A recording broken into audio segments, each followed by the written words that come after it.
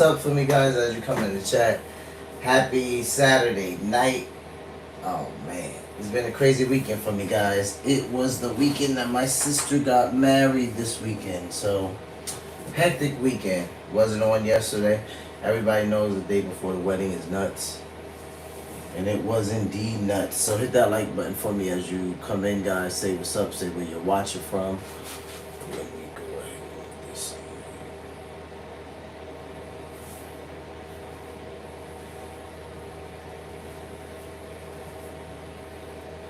Oh man, let's see. Deep Beach Mood. What's up? Shout out to you. You're in the chat early, I see. Alright guys, so I got about 4 clips for us to go through. 2 of them are about Candace Owens and Tucker Carlson's interview, so I want to play that. One of them is about Kennedy and Democrats losing their credibility. And the last one, we got Bill O'Reilly saying the city will collapse. Bill O'Reilly on Zohran Mamdani and the New York shooter. So we're going to go through those 4 clips. I'm going to go ahead and play them for you tonight so you guys can kind of get caught up on some news. Since we didn't go live yesterday because of the wedding, and then we'll pick this back up on Monday, as if we never left, because Sunday is a rest day for us. So I might go live after this. I'm not too sure about that. I did have another clip I wanted to play, but if I don't get to it tonight, I'll save it for Monday. So we are going to get ready to jump right in. Welcome to Cozy Corner TV, everyone. I am your host, Kieran Smith. Call me Q, and we are back on the corner for another daily live stream this week. It's the end of the week, at least for us. Today is our last day of posting, and then we'll be back on Monday, as I said. So I hope you guys have had a great week thus far. We got a lot going on in the news, a lot going on from all different angles, but we're going to start from this angle. So we got Kennedy up first, 2 Tucker Carlson clips, and then we're going to go to Bill O'Reilly. So let's take a listen. We're going to jump right into that first clip. We got Senator John Kennedy. Shout out to Senator Kennedy. Kennedy, Democrats losing credibility. Let's take a listen. I want you to look me in the eye and swear to your higher being.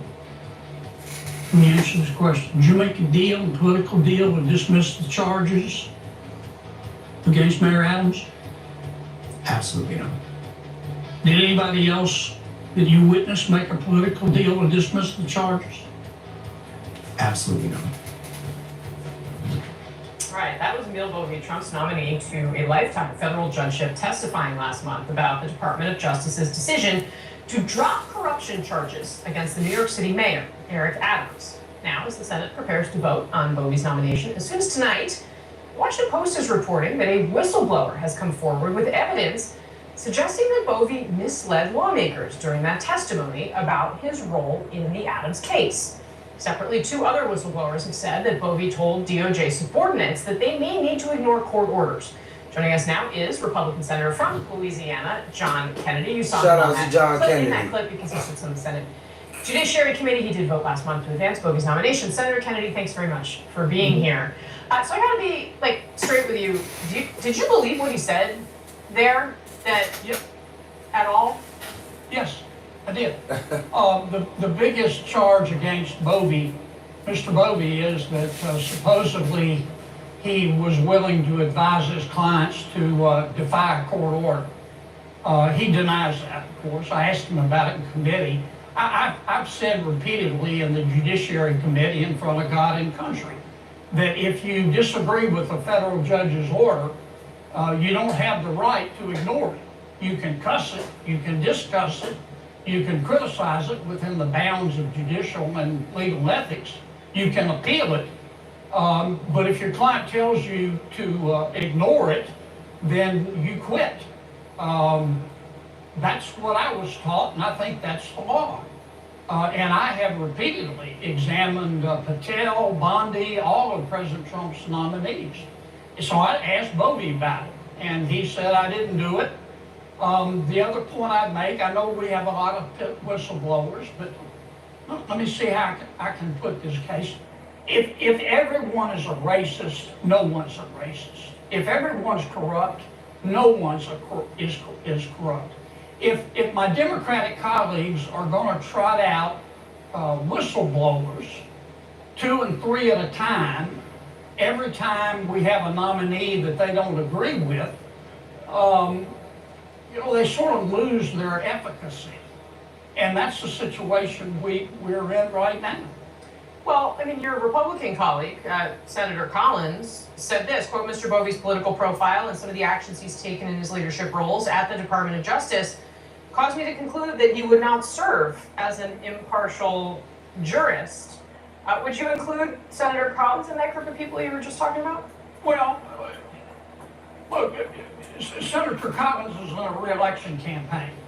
And Fair enough. unless you're God's perfect idiot, you know that Maine is not, for example, Louisiana. I don't mean any disrespect to Susan.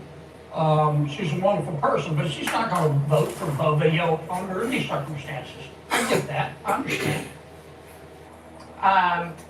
Fair enough. All right, let me ask you about something else, of course, at the forefront here. We were just talking about Jeffrey Epstein at some length. The president has in recent days shifted his story about why he decided not to be friends with Jeffrey Epstein anymore, now talking about women who worked at the spa at Mar-a-Lago, who Jeffrey Epstein apparently hired, or the word the president used was stole. Does this raise any red flags to you? Well, here's what I think about the Epstein mess. First, it's not a political issue. It's a moral issue. Epstein was a pig, P-I-G, pig. And this is no country for creepy old men. Epstein trafficked young women, some of whom were minors. The American people want to know, and they are entitled to know, who, if anyone, he trafficked these young women to besides himself. And if such people exist, why they weren't prosecuted. Now, that's the bottom line. And the Justice Department, sooner or later, is going to have to answer this. They haven't done a very good job so far. I think even the Justice Department would admit that. And they've lost a lot of credibility. So them saying, well, trust us, there was nobody else, the American people aren't going to believe that. Justice is going to have to show us the receipts. Now, how they do that, that's above my pay grade, but they're going to have to do it. Are you confident that Donald Trump is not one of the people to whom, as you say there, these women were trafficked? I don't believe he was. I think he knew Epstein many years ago. They were running buddies. I don't know the details of it, but my own personal opinion is that he's not involved. But it sure doesn't, I don't know this for a fact, but it certainly does appear, or one could marshal a persuasive argument, I'll put it that way, Sure. that there's some very important people involved. Absolutely. And the American people are curious, and they're entitled to be curious. And justice can't just say, well, you gotta trust us. You know, they dug up more snakes than they can kill by some of the things they've mishandled, and they got to show the receipts. I don't want to cut you off, but unfortunately it is time for me to hand over to my colleague Jake Tapper. So thanks to you, and hi Jake. Tell Tapper to pay his taxes. Yo, Senate President Trump is issuing a rare threat of That's his exiting sentence. Tell Tapper to pay his taxes. Yeah, I think let's go back. I want you to look me in the eye and swear. I get that. I understand. Fair enough. All right, let me ask you about something else, of course, at the forefront here. We were just talking about Jeffrey Epstein at some length. The president has in recent days shifted his story about why he decided not to be friends with Jeffrey Epstein anymore. I don't know if I agree with that. I mean, I get why she's saying shift, but I know that Donald Trump has. I think what he's done is he's added on to it because he just kind of went from saying, you know, we were kind of friends, he was a great guy, they found a bunch of quotes, exploited them, to him saying like, yeah, one time I had to kick him out. I told him he wasn't really welcome here. To now we learn that some of that could have been because he was probably stealing employees. So I think over time what Donald Trump has done he's added to the story. But I kind of agree with Kennedy here a lot. Like, I agree with him a lot because I've said this. I don't think that anything in those files pertain to Donald Trump, because if they did, I think the Democrats would be airing everything out that they possibly can, and someone would be leaking something. So it's not Trump. I don't even believe it's necessarily someone in his cabinet, but whoever it is, it seems to be someone of importance. All right, guys, so we're going to switch gears, and we're going to jump over to the two Candace Owens clips. First up, we got Tucker Carlson Network. Shout out to Tucker Carlson. Why Candace Owens is excited she's being sued by the Macrons. Let's take a listen. To the lawsuits are like, they're suing you for defamation. For things that I never said, which is Right. they know that this lawsuit, this is why I called it a PR strategy. This lawsuit was filed for the press, right? Because she just lost her defamation case against 2 journalists in France, and now everyone was reporting, wait, you said that this was the big case that proved, or you presented it as if you were suing them on this claim of you being a man or a woman, and now you've lost that in France. This is your home territory. What's going on? And so I think she called the lawyers and were like, just file a lawsuit, because it's very sloppy. The ponies run into one another. Like, first they argue that I'm doing it for money, then they make the argument that I was fired for speaking about it. So that doesn't make any sense. It can't be both. And it's a bunch of stuff that I didn't say. They're behaving like mainstream journalists, where they'll take a couple of words that I said, like gangster, criminal and gangster, but then they add their own sentence to it. They're like, she accused her of being a criminal and a gangster. So it's very sloppy. And what they're doing is they're just biding their time. They don't want the world to look, which this was a very bad mistake, a very bad way to go about it, but they want the world to believe that she has a claim against me, that we're suing, therefore, because this podcaster lied. But it's way too late. I mean, it's everyone is aware of what's happened. This only made the series go viral. Now it's going viral in Asia. I'm getting all of these emails from people in China saying this series is going viral. They're not even on YouTube, so I don't know how they're watching it in China. But it was a mistake, because obviously now people are going, okay, something must be true. A president of a foreign country does not sue a mom that does her podcast in her basement because she spoke something that was not true. Like, there's clearly something that they want hidden, and so everyone's taking a closer look at the series. Yeah, that's not the way to hide things. Right. The way to hide things is saying, poor Candace, nice woman, obviously mentally ill. Mm-hmm. Come on now. Mm-hmm. That's the way to do it, and sophisticated liars do that. Right. So it is interesting. They're responding in a way that clearly is driven by emotion. Right. And fear. When I read, I don't really know why they're responding, of course, but looking at it, it's so interesting. And there is something also that the way that they're going about this, going after the journalists, thinking that America is the same sort of a beast as France is, and that, well, we have said that you can't ask us any questions, we'll sue you for cyberbullying. There is something, cyberbullying, whatever the claims are here, but there is something about it where once you really arrive at a truth, what I find the reaction is, for the people that are incensed by the fact that you're presenting that truth, is I'll impoverish you.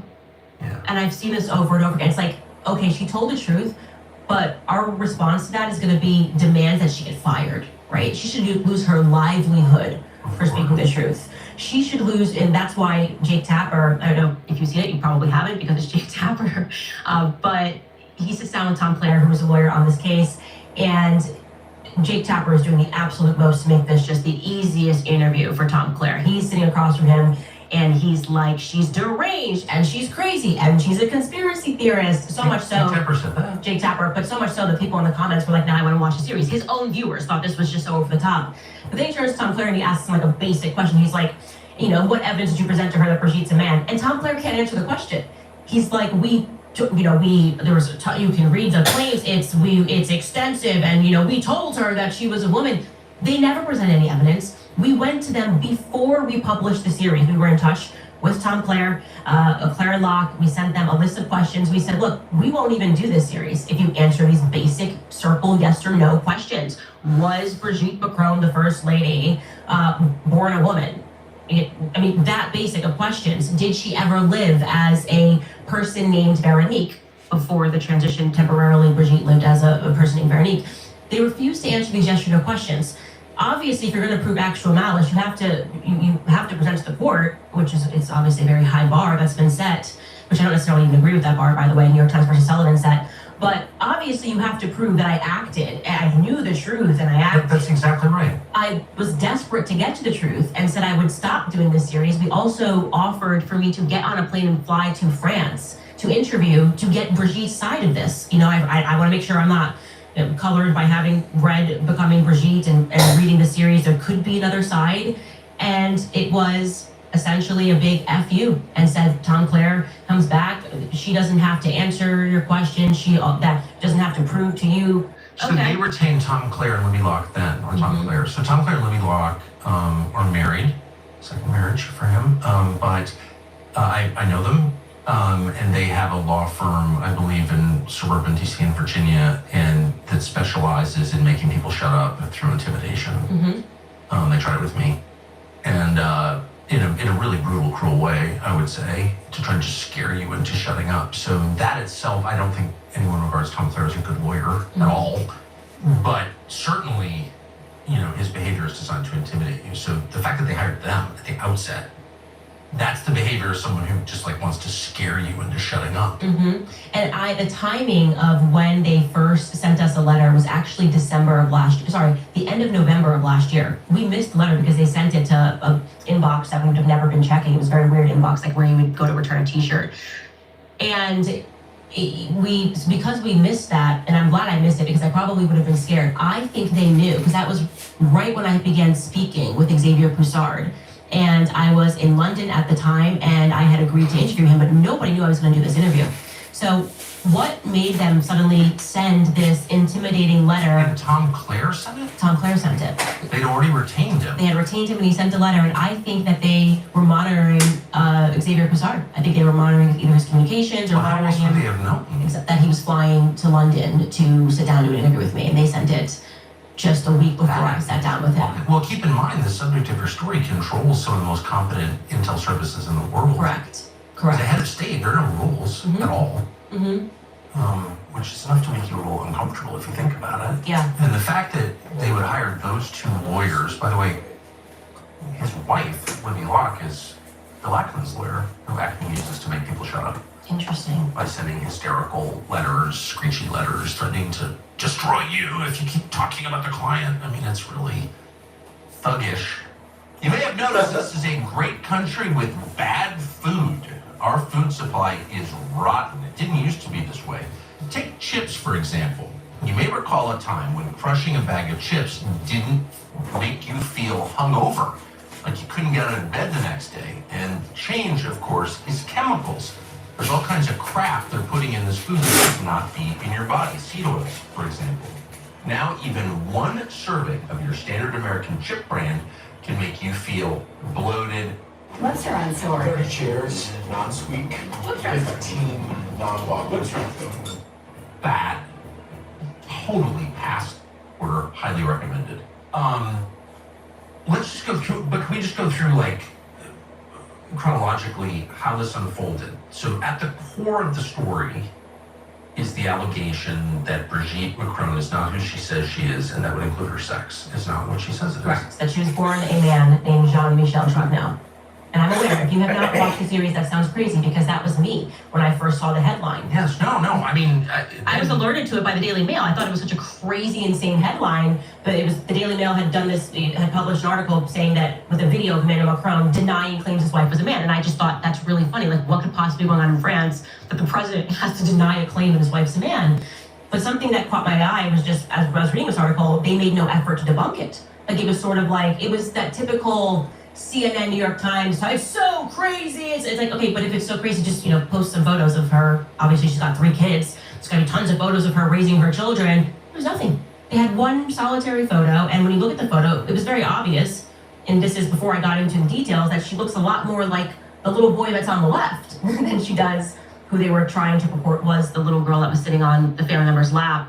And so I got into it kind of very organically. I was like, this is weird. Like, what's going on in France that the president has to make a comment on this situation? And then I found a website where it explained it, and I instantly realized there is something here. Like you don't have any photos of yourself for 30 years of your life, and the 2 photos that you've given have been given to the public from a woman who has quite literally been charged with forging documents. She's a thug. Mimi Marchand, they had to eventually get rid of her.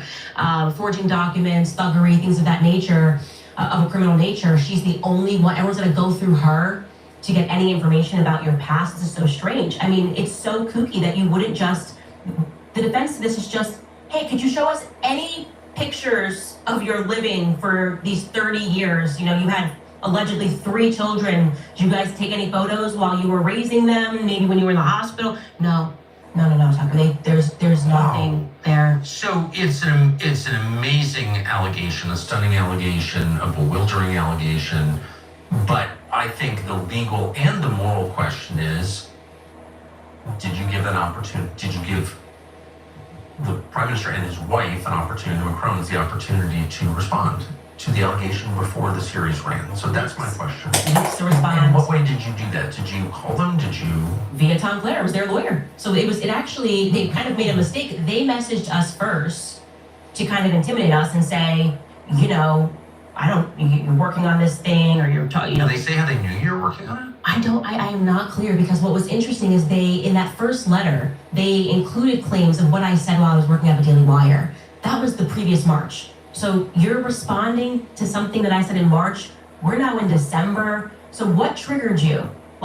Clearly it had to have been that I had just interviewed Xavier Broussard and they were aware of it. So then they said, okay, send her out a letter to intimidate her. And obviously getting a letter from most people, you get a letter from a sitting president of France, you're gonna go, okay, well, I'm just gonna be quiet and not say anything more because I don't want to get involved in this. But for me, it just made me even more curious.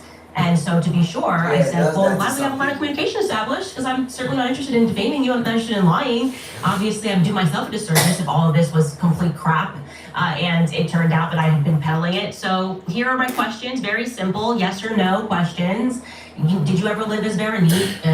Who is Jean-Michel Trug? No, you refused to answer. They just instantly got... So you presented the allegations, then, which they, of course, were aware of, people had made, others, not you, that she's not really who she says she is. And you said, can you explain? Yeah, and honestly, didn't require much of an explanation. We also asked, can you give us any photos of you living through this 30-year period?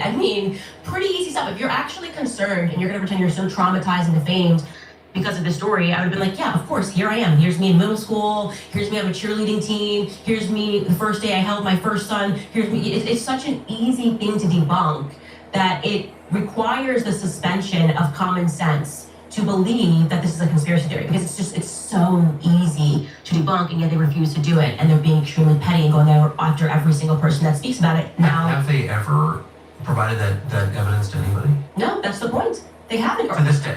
They would have never had to sue anybody, because everyone would have then laughed at them. Like, if someone was working on a story saying that I lived as a man for 30 years, I don't need to lawyer up. I want you to publish that story so that I can then come out and say, this person is a psychopath. Clearly, here is the trove of me growing up with my sisters. Here's my middle school yearbook. To the contrary, even when Xavier Broussard, because he has been worked on this for 10 years and therefore filing paperwork with the government to get pictures, Jean-Michel Trogneau has a military file. He also filed to get Brigitte's school yearbook, where she allegedly has a picture, and he won that case and then took it to Sacre-Cœur, which is Sacred Heart, and they said, we're not releasing it. I don't care if you won the case, we're refusing to release this to you. So in every regard, something that would be able to dispel this rumor, even her children, where are your kids in this? If that's my mom and she's so attacked and it's so horrifying that she's got to put, my dad, stepdad on a plane to go speak to the President of the United States, way before then, I would have released pictures of me and my mom. Her kids are all adults. I would have said, here's me and my mom growing up on my first birthday, my second birthday. Please, everyone, leave her alone. They won't do it. It's bonkers. Have the kids spoken in public? Only one child has ever spoken and called the rumors crazy and upsetting, and that's her youngest daughter, Tefan. And I have a theory about why that is, but again, there's no evidence to supply. Tefan won't go under oath. Tefan won't speak. Tefan won't say, oh no, she just says it's very hurtful and it's not true. And okay, Tefan, will you have the power to dispel this by just releasing some photos of you growing up? You're a 40-year-old lawyer. It's been pretty simple to release some photos of you as a kid with your mom. and they won't do it. Yeah. Thanks for watching our YouTube channel. We hope you'll subscribe to.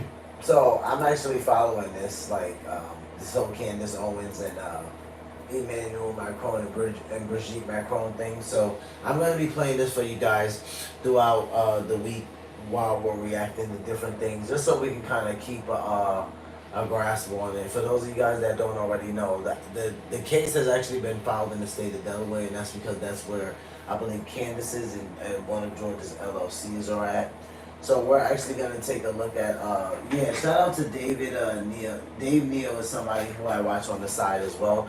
You guys go check his channel out when you get a chance. He covered Candace Owens' defamation trial update.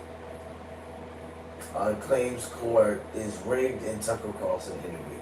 So she's going to be talking about the courts being rigged in this part of the interview. I'm actually going to play the whole interview for you guys. I might do that right after this. That's why I said we might do it again, but let's jump into this clip.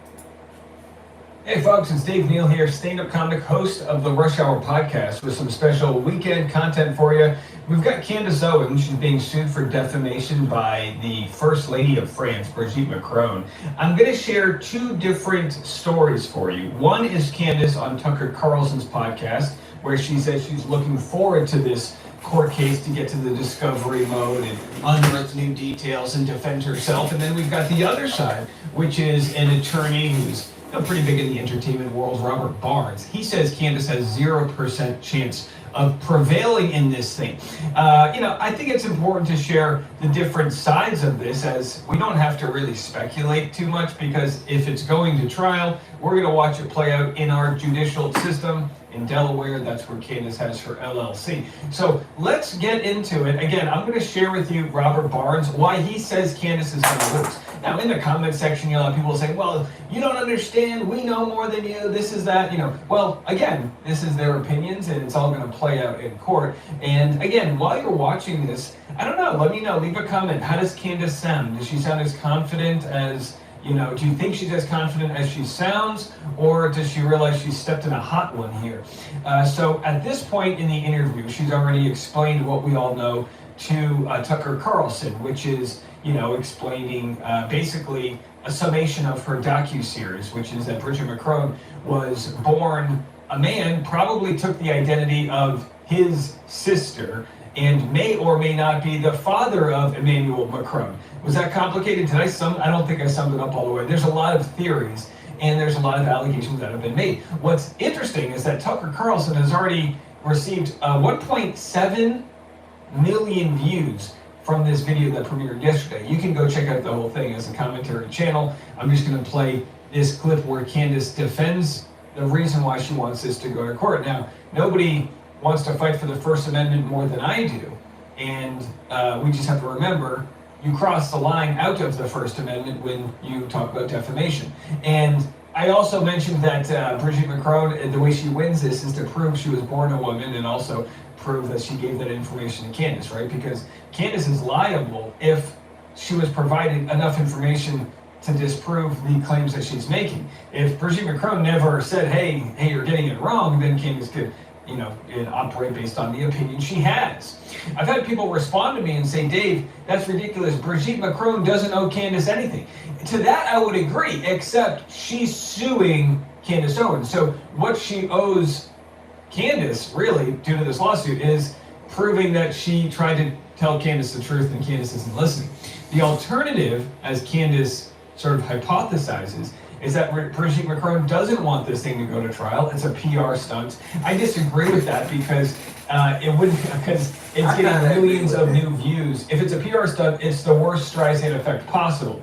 Let's have a listen to what Candace has to say, and then we'll play what Robert Barnes has to say. This is all of everything that you've said for the past 20 minutes makes me think they'd be crazy to bring this to trial, because that would allow you discovery. I think they're banking on us dismissing it. I think one or two Dismissing it, options. what does that mean? You can at first file dismiss the case because you're going, hi, we have the First Amendment right. This is crazy. It's coming from Paris. I mean, like, why on earth wouldn't we honor this at all? Secondly, it's like, are we really going to allow the French president to come in here and like stifle my right to speech?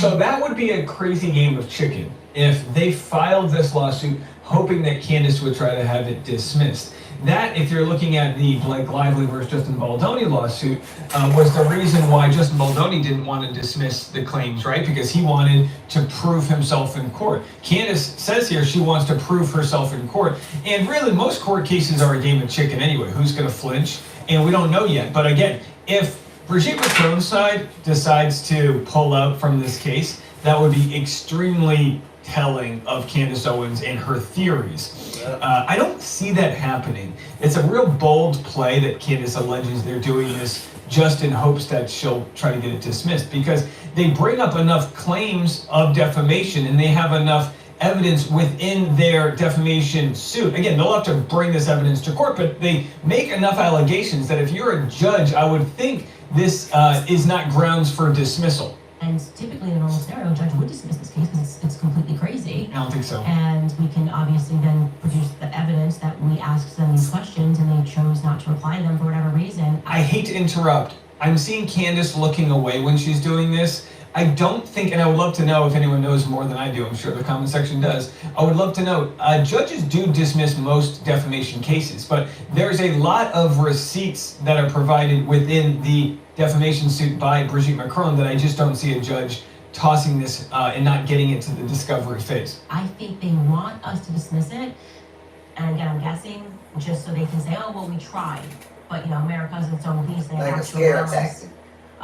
Or they are going to pretend that Brigitte died from grief. I don't know. Because clearly they're not going to go through discovery, right? If you were going to go through discovery, you would have just published pictures a long time ago and put an end to all the rumors, right? Because then you're going to have to give me proof of this 30-year period where you just kind of... So you're not. And in their case, again, we haven't seen the evidence, but Brigitte Macron alleges that in December, they sent Candace all of this proof. We don't know what that looks like. That's why when Candace says they didn't publish it, they didn't publish that proof, but did they send it to her privately? If they can prove they sent her this information privately, Candace Owens is going to owe them a hell of a lot of money. I'm going to try to have the case dismissed. I certainly do not want to have the case dismissed. Amazing. Yeah, I've never so heard that before. we're having these Hey guys, I just discussions. want to linger on this for a moment, having been around a lot of lawsuits.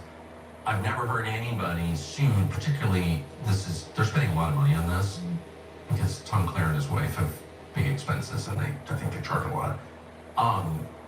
I've never heard anybody say, I don't want a well-funded case against me to be dismissed. Justin Baldoni is in that same case where he doesn't want it dismissed. If you have the resources and you're being sued and you're on the right side, you don't want it dismissed. You want to prove yourself in court. But I understand that it's expensive and whatnot. It's how I feel, and the reason that I feel that way truly, Tucker, is because this is so much bigger. You know, we're having those discussions. We've spoken to the lawyer. We want it moved to Tennessee. They filed in Delaware. What's happening here is so much bigger and so much more important for the world. Delaware, really? Yeah, which is interesting. You know, Hunter kind of notoriously said, like, we control the courts in Delaware. But Well, this Fox News found out absurd case against Fox News by Dominion. I was not named in it. I got sucked into it.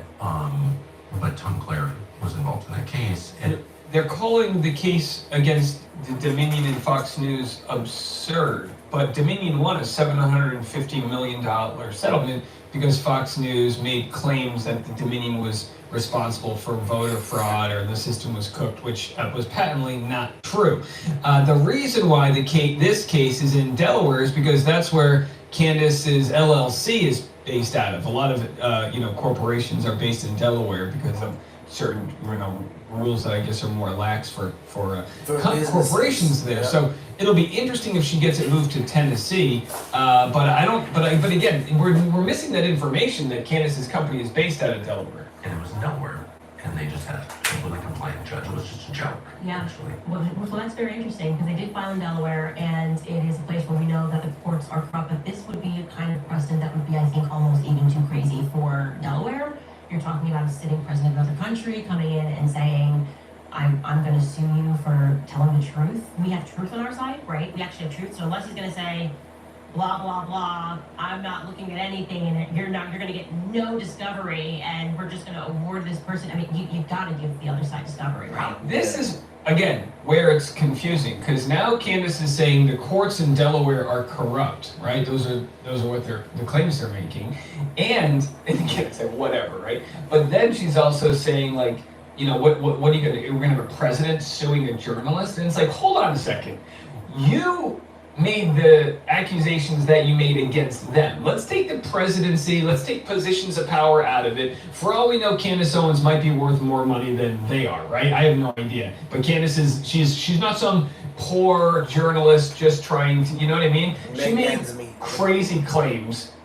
They say she's full of shit and that they've proven that she's full of shit. Again, I don't know, and that's why I'm excited to see this play out in court.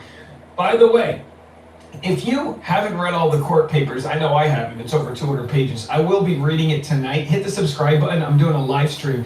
10 p.m. East Coast time, 9 p.m. Central. I'm here in Tennessee. We'll see if we can get Candace to swing by. She might live in my neighborhood. I heard she lives close by. Probably in a nicer neighborhood, probably gated community. But either way, if you want your voice heard, if you think that I'm full of crap and I'm not getting the right side of the story and you want to let me know, or if you agree with my objective sort of take on this, come to the live stream tonight, 10 p.m. This is Saturday, 10 p.m. Eastern time. It's probably going to take us a long time, so grab your energy drinks or edibles or whatever your vice is and join us on that live stream as we read through the entire thing. A lot of people have said, Dave, you didn't watch all of Candace's docuseries. I am caught up. I have caught up and consumed all of it, and now I think it is fair. I think we can all agree it is fair, having listened to Candace Owens and the claims she has made, I think it's fair that we now read the full defamation lawsuit, right? We're all about being fair, calling balls and strikes. How does Macron collect, as a foreign head of state, how does he collect? There is nothing that we can look at. We are pioneering this, obviously, because this has never happened in the history of the world, that a sitting president of a foreign country has sued a journalist and a podcaster in another country. It's never happened. Now she's just a podcaster. So we don't know. I didn't even know how we could sue, actually. I thought that you could only sue in a country. I just am learning with everybody else. And it'll be an expensive school of defamation law. How this is going to work. But again, speaking of Tom Clare and Dominion, as he was sitting up there giddy with Jake Tapper as these representatives of like the state, because that's what they represent. They represent the state and the state. They always represent the state. But they're giddy talking about Dominion. Because Jake Tapper sits to him, he's like, and how much did you get from Dominion lawsuits? A lot of money. You're going to sue her for all that money. And that tells you who their master is, right? Yeah, these people are satanic, right? Okay, this is where you lose me. Get rid of all of that, Candace. Either you're telling the truth or you're not. That's what it's about. So we need to be careful not to say, well, no, but they're satanic. Oh, but they're, Delaware's flawed. Oh, but he's a president. I'm just a podcaster. Bull effing shit on all of that. On all of that. If you are on Candace's side, just hear these words out. You cannot fall for that. And again, I'm not on any sides here because for all we know, Brigitte decides to drop the case and you go, well, if she wasn't willing to prove herself in court, then maybe this was just a PR stunt. I don't believe that to be the case, but I'm open to seeing what plays next. The fact that they have entered this into the court system means it'll either get dismissed by the judge, it'll get dismissed on either end, or this thing's going to trial, right? If they don't pull out of this thing. So that's where it is. None of this satanic bullshit, the deep state, the judge's tax account, once spoke French in high school, so no. None of that. I believe in the judicial system. I believe that it tries its best, and I believe for the most part, and if you don't like what you're getting out of it, you can file an appeal, and that we have a full system on how this works. But let's not pretend like Fox News was innocent in the election lies they made to Dominion. They had to pay a hefty fine for peddling and misinforming their audience. I'm sorry. This isn't some satanic cabal is out to get Candace Owens right now. This is as fair as it gets, which is the U.S. judicial system. Now, it's not perfect. They get it wrong. This is as fair as it gets. Right, that you can't beat me in the arena of truth and facts. So what do you do next? Well, I'm going to punish you. I'm going to destroy your livelihood. You're going to have nothing to your name. And that's why I say this case... Husband's worth $80 million. She's a multi-millionaire. Case matters so much more to me because we can't have this sort of behavior coming from people that are governing us, right? That say, even if you find the truth, even if I am a pervert, even if I got away with sleeping with my student, even though his parents tried to take him away, there's nothing you can do about it. And by the way, that's the defamation suit is Brigitte. It's a bunch of, it's like 21 counts, but it is Candace. Look, here's the deal, right? People say, no, the truth is that it was the underage teacher thing. That's not what the lawsuit's about, right? The lawsuit's about, did Candace Owens knowingly call Brigitte Macron a man and knowingly say that Brigitte Macron committed identity theft and knowingly did all these other things, right? It's not just the trans issue, it's the conspiracy surrounding that. I'm going to impoverish you for even telling people. Like, that's what this lawsuit is. I'm going to impoverish you for telling the truth. And they're happy. You gotta see that they're like, he's like giddy discussing it. And then he turns to the camera, Archie Tapper, and goes, Fox News did this. And how much money did you get? Like, it's totally bizarre. I'm like, and I'm just as a final reminder, let's not pretend Candace Owens is living in poverty, right? Her and her husband are $100 million family. They are doing very well. They're in a very big position of power here. And maybe they're not worth as much as the Macrons, but she's fully prepared and entitled to fight this case. And if she is on the right side of history, like she says, then she'll become more famous from it. She'll make more money after this, and she'll do just fine. But let's all call a spade a spade. Candace Owens is the top 1% of our country. She is extremely wealthy, and she is not a poor journalist fighting this thing. She'll be perfectly fine. Also, so here is Robert Barnes. He's an attorney, has a podcast, dabbles, of course, in the entertainment world. We'd love to have him on. Here he is with Dr. Drew discussing why he thinks she's going to lose. And by the way, if you think I'm leaning on one side or the other side with this, last week I told people, look, I apologize for saying I was going to cover this case without hearing Candace's side. I did all of the homework people asked me to do. Yeah. So I covered, I consumed, I educated myself on Candace's side. Now we're talking about the parameters of the law. Now we're talking about, was there a moment where Candace didn't cross her T or dot her I? Was there a moment where she was sent information to prove her wrong and she didn't publicly disclose that and she kept on peddling the lies? Was there actual malice? That's what it comes down to right now, not feelings. We always hear from people, get rid of your feelings. This isn't a game of feelings or vibes. This is, did she cross past the First Amendment into defamation? This isn't presidents suing journalists. No, cut the crap on all of that. She's got full agency here. She knew what she was doing. She's a big girl. That's what it is. of course, on Rumble, is your Robert Barnes. So, what do you think the actual liability is for Candace Owens? I think she has very little chance of prevailing in the suit based on the venue, based on the allegations in the complaint, unless she's able to prove that the allegations in the complaint are not true, or she has an undisclosed evidentiary source that is persuasive to a judge and a jury. And I think those are going to be I'm a big little hurdles. confused. So stop for a second. Wait. So maybe I'm missing what the complaint is. Does Macron's wife have to prove her sexual identity? Is that what you're talking about? Or does Candace have to talk about the evidentiary process that led to her conclusion?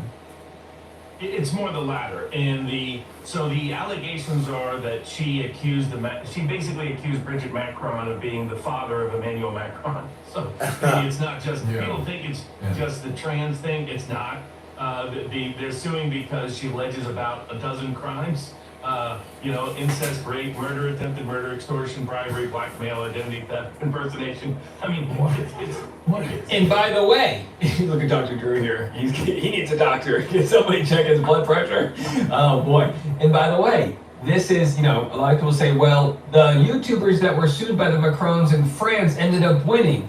And that is because you can call somebody trans. That's not the defamatory statement. It's all of the conspiracies that Candace is alleging from the sitting president. It's almost like the more famous you are, the more damning these conspiracies are to allege on somebody. That they're part of this cabal that got elected because there's this ring and all this. And again, I'm not saying it's all fairy tales. I'm just saying, I don't see the math being shown here. And by the way, when it comes to the rich, the elite, the people that are in private schools, those that know the royal family, when it comes to the access that you have when you go to the Ivy League schools, and they all do know each other, the rich, right? And they all are in positions of power. So I'm not saying there aren't connections, but it's like, are those connections the cabal, the centuries-year-old, I think she called them Frankists, right? These different organizations. I don't know. It reads well. It definitely piques your interest and makes you feel like there's something there. And that's the problem with conspiracies. It makes you feel like, yeah, but did you connect the dots? It's like, okay, maybe, but we need to test this out in the world of reality. Right, to make sure that it's right. All right, you guys head over to Dave Neal's channel and watch the rest of that. Shout out to Dave Neal. I think he did a great job with the conspiracy theories and the defamation.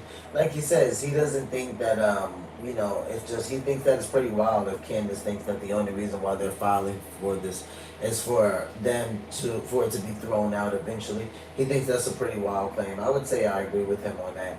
I do think it'll probably make it to discovery just because the judge will see it and say, okay, so the president of France wants to do this to an American journalist. The judge might be curious about it. So I think that we'll see some of it. All right, guys, so we're going to switch gears and go ahead and finish up with Bill O'Reilly. The city will collapse. Bill O'Reilly on Zohran Mamdani and the New York shooter. So we're going to take a listen. Let's go. So this terrible shooter killed 4 human beings, including a New York City police officer. Mentally ill, as most of them are. You know, I'm an expert at this, killing Lincoln, killing Kennedy. You know, my books have explored the minds of assassins and mass murderers. I, in my career, tracked a guy named Ted Bundy, one of the worst serial killers in the country. And these guys are all mentally ill. That's not an excuse. They should be harshly punished or isolated from society forever. I don't believe in capital punishment because I'm a Catholic. I don't believe in abortion either. The theology says that human beings are not to take a life unless in self-defense. I do believe in righteous war to defend ourselves and things like that. But anyway, let's get back to the shooter in New York. This guy has hurt Mamdani a lot because it got everybody's attention. And Mamdani is anti-police. He doesn't want to punish criminals. He believes that American society is evil, that we force people to commit criminal acts. That's what the man believes. There's not a cop in the city going to vote for him. And I think people are going to start to think about it very seriously. I hope they do. Do not elect Mamdani to be the mayor of New York City. That is insane.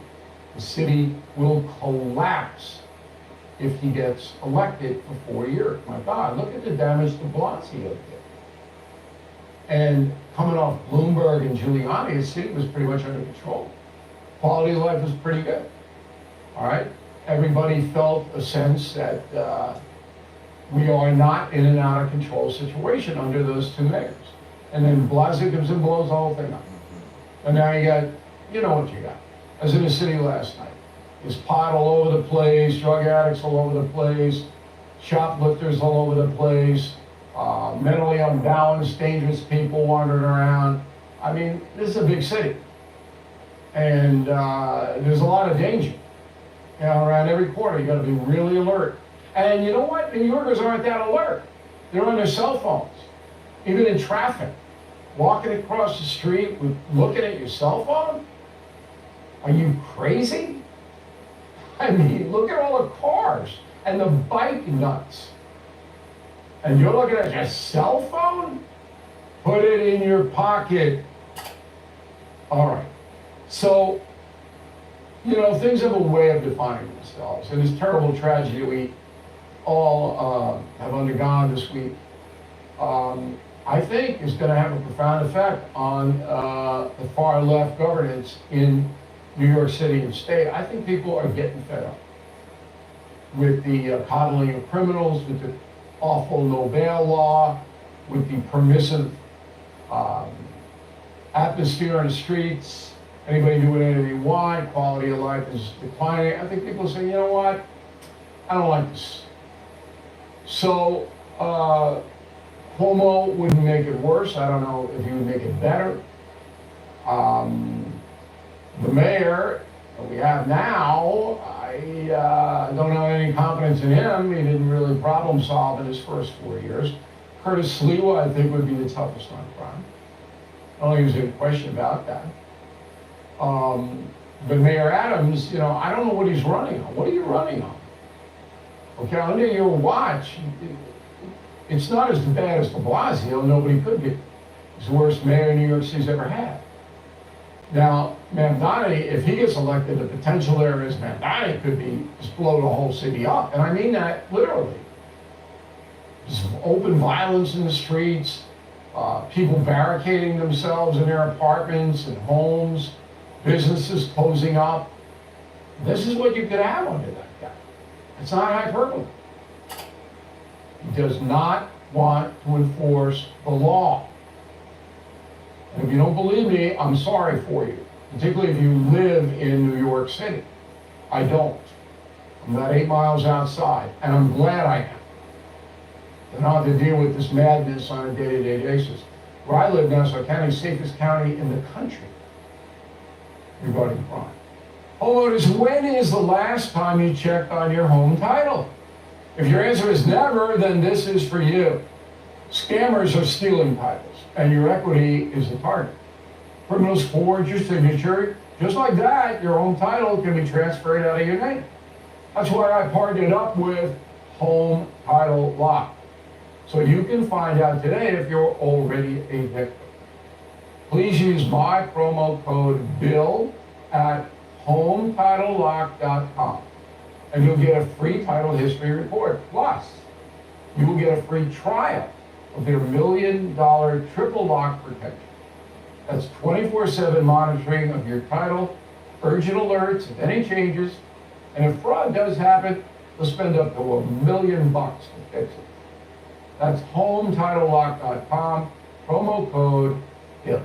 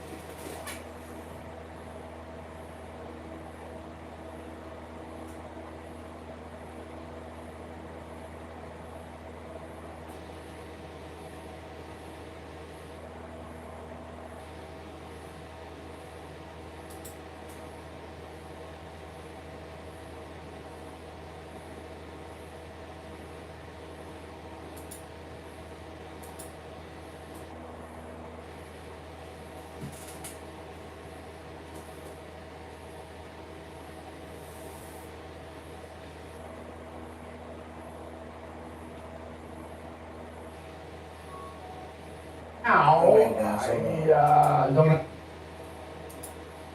Right. Yeah. The mayor that we have now, I don't have any confidence in him. He didn't really problem solve in his first 4 years. Curtis Sliwa, I think, would be the toughest on crime. I don't think there's any question about that. But Mayor Adams, I don't know what he's running on. What are you running on? Okay, under your watch, it's not as bad as de Blasio. Nobody could be. It's the worst mayor New York City's ever had. Yep. Not the first Now, time people said Mandani, that. if he gets elected, the potential there is Mandani could be just blow the whole city up, and I mean that literally. Just open violence in the streets, people barricading themselves in their apartments and homes, businesses closing up. This is what you could have under that guy. It's not hyperbole. He does not want to enforce the law. And if you don't believe me, I'm sorry for you, particularly if you live in New York City. I don't. I'm about 8 miles outside, and I'm glad I am. I don't have to deal with this madness on a day-to-day basis. Where I live now, Nassau County, safest county in the country regarding crime. Homeowners, when is the last time you checked on your home title? If your answer is never, then this is for you. Cell phones, even in traffic. Walking across the street, looking at your cell phone? Are you crazy? I mean, look at all the cars and the bike nuts. And you're looking at your cell phone? Put it in your pocket. All right. So, things have a way of defining themselves. And this terrible tragedy we all have undergone this week, I think is going to have a profound effect on the far left governance in New York City and state. I think people are getting fed up with the coddling of criminals, with the awful no bail law, with the permissive atmosphere in the streets, anybody doing anything they want, quality of life is declining. I think people say, you know what, I don't like this. So, Cuomo wouldn't make it worse. I don't know if he would make it better. The mayor that we have now, I don't have any confidence in him. He didn't really problem solve in his first 4 years. Curtis Sliwa, I think, would be the toughest on crime. I don't think there's any question about that. But Mayor Adams, I don't know what he's running on. What are you running on? Okay, under your watch, it's not as bad as de Blasio. Nobody could be. It's the worst mayor New York City's ever had. Now, Mandani, if he gets elected, the potential there is Mandani could be just blow the whole city up, and I mean that literally. Just open violence in the streets, people barricading themselves in their apartments and homes, businesses closing up. This is what you could have under that guy. It's not hyperbole. He does not want to enforce the law. And if you don't believe me, I'm sorry for you, particularly if you live in New York City. I don't. I'm about 8 miles outside, and I'm glad I am. I don't have to deal with this madness on a day-to-day basis. Where I live now, Nassau County, safest county in the country regarding crime. Homeowners, when is the last time you checked on your home title? If your answer is never, then this is for you. Scammers are stealing titles, and your equity is the target. Criminals at HomeTitleLock.com, and you'll get a free title history. It's crazy because he says it literally. He says that he could literally have open up violence in the city, and he's just going over some of the things Bob Dottie's running off of it, what he says that he will do. All right, so we'll keep going on, sticking with Bill O'Reilly. Bill O'Reilly on the complex relationship between Trump and the psychopath Putin. Here with another YouTube bonus, and this one's an important situation because I can bring reporting here that nobody else can. And it's about Putin and Trump and their relationship. So if you Google O'Reilly Trump 2016 interview, it was the first one. Donald Trump did after he was inaugurated. And one of the big flashpoints of the interview was Putin. I told him that Putin was a killer. It was going to be very difficult for him to deal with. And then Trump's answer was, well, we're not so great ourselves sometimes. And it's worth watching. Now, for his first term, Donald Trump constrained Vladimir Putin. And he did so by saying to him, and whenever Trump calls Putin, Putin does take the call. It's very unusual for Putin, very isolated, hard to get to him, even if the biggest world leader. But Trump can get him on the call. And what Trump is trying to do is say, look, you've got to stop the madness, the violence, and trying to expand Russia, take over other countries. And if you do, you'll become a full-time partner with the EU, and the economy for Russia will go great. The problem with Trump's analysis is that Putin doesn't care whether the Russian economy is great. He is a psychopath. This company is going viral for its new process that gives you permanent teeth in just 24 hours. And when my new book, Confronting Evil, comes out September 9th, you'll see it. And it's all primary source research, way back. Okay, but to his credit, Trump kept Putin under control. Remember, Putin seized Crimea under Obama. Now, once Trump was defeated by Joe Biden, and Putin said, Joe Biden? Biden couldn't get Putin on the phone. Okay? And Trump was a sideline guy, so Putin didn't have to deal with him. And Putin marched into Ukraine and caused unbelievable carnage. And Biden, no plan, none, nothing, because he's the second worst president ever and had no plan about anything, nothing, for 4 years. Okay, so let's go back to a very controversial soundbite that Donald Trump made about Vladimir Putin. This happened February 27th, 2022, when Mr. Trump was a private citizen. So. Yesterday, reporters asked me if I thought President Putin was smart.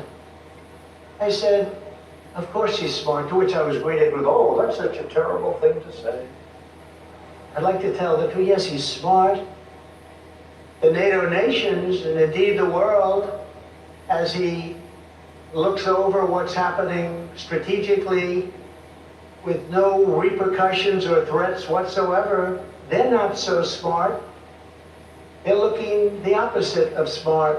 If you take over Ukraine, we're going to sanction you, they say. Sanction?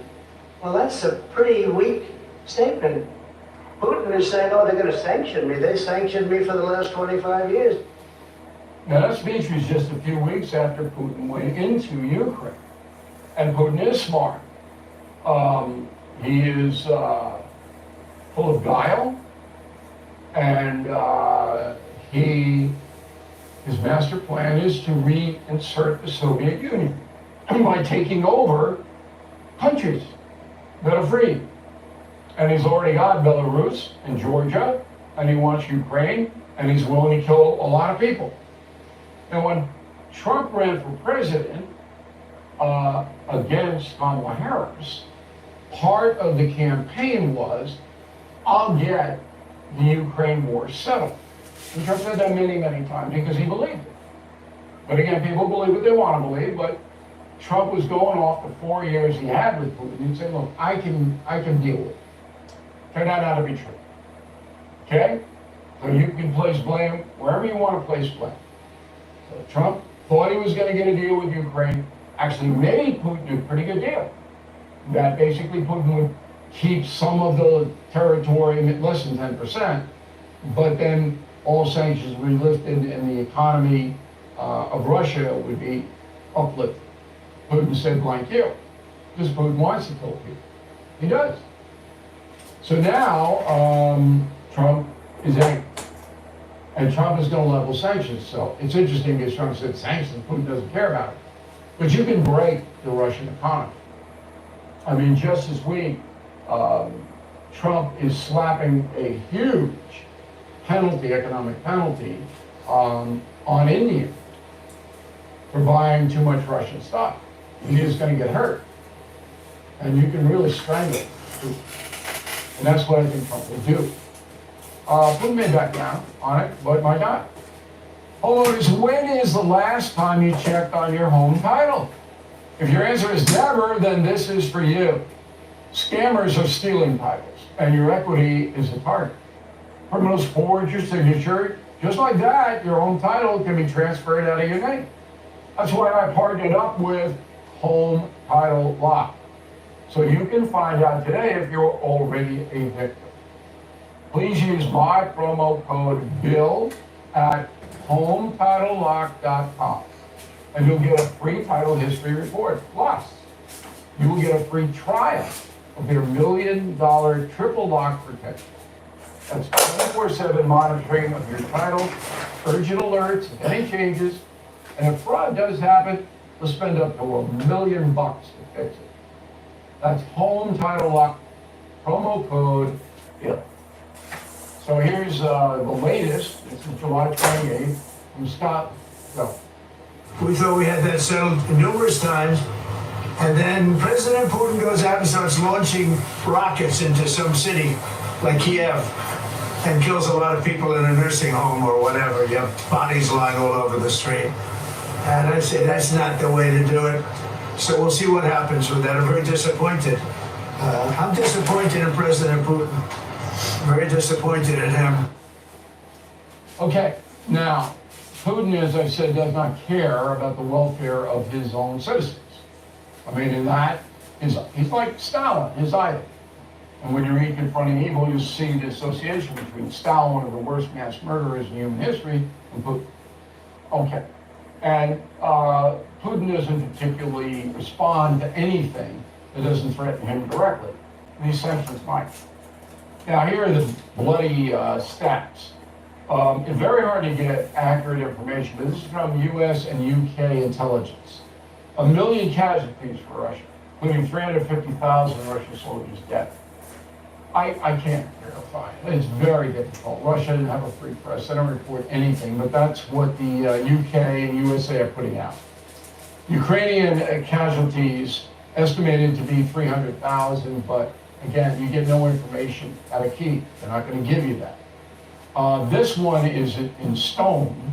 3.7 million people displaced. Either had to leave their homes or leave Ukraine entirely. Okay, now that comes from the UN. That's staggering because once they cross the border, people know how many are there. 3.7 million. Thank you, Vlad. Very nice of you to ruin people's lives to that extent. And civilian casualties about 50,000. Again, we don't know precisely. Now, around the world, there are countries that enable Putin in this murder, and Trump's going to have to deal with that. China's one of them. Buys a lot of Russian oil. Well, we're going to have to level with the Chinese. When I was in Beijing in May, I told the Chinese, this is not a good long-term strategy for you. You should see it. They never give away anything, the Chinese politicians, but I said it right to them.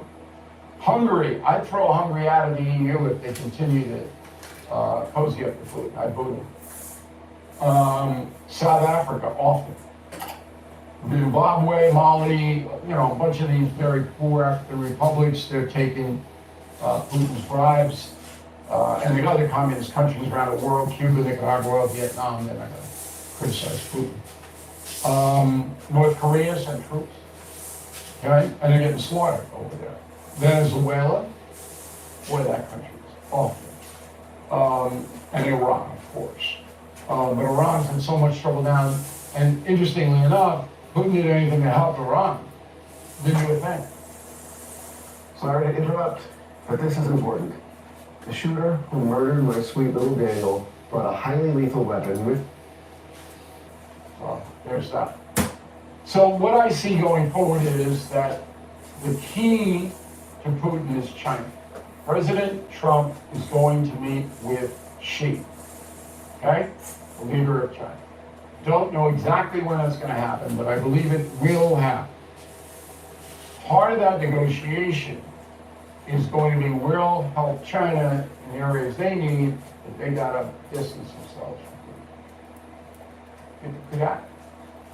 If it does, that's it for Vlad. That's the end. And what I mean by that is the generals who prop him up, he pays generals millions of dollars. Putin's the richest man in the world. And again, we'll document how he made his money in confronting evil. He's the richest man in the world. But he can't spend it. Because he can't go anywhere. Right? He's a war criminal. He's got a warrant out for him. Now, is Trump going to cozy up to Putin again? I don't think so. And Trump? All right, guys, I'm going to stop that right there. Yeah, Donald Trump, you know, he's went on record, Bill O'Reilly played it, to say time and time again that he's been trying to be patient with Vlad, but, you know, he says one thing, then he does something totally different. He's not happy with it. He's very disappointed in him, and he doesn't trust him. You know, he said that. So we're going to keep following that and see where that goes, but I wanted to get all that news out to you guys tonight, just so you can just have a watch, and then Monday we will be back at it.